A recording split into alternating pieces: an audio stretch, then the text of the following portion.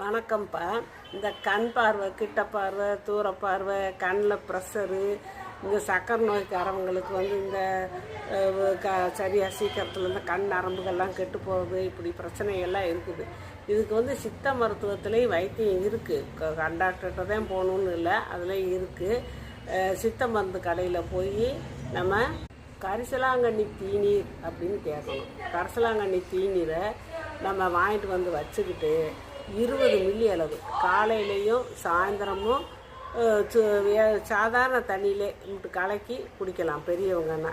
இதே குழந்தைகளுக்கு இந்த பிரச்சனை இருக்கும்போது அவங்களுக்கும் 10 மில்லி வரைக்கும், 10 மில்லினா 1 ஸ்பூனு ஊற்றி அந்த தண்ணியில் கலந்து கொடுக்கலாம். அப்படி கொடுத்துக்கிட்டே வந்தோம்னா அந்த கண் நரம்பு நல்லா பலப்படும். கண் நரம்பு பலப்படும் போது இந்த பிரச்சனைகள்லாம் தீரும்.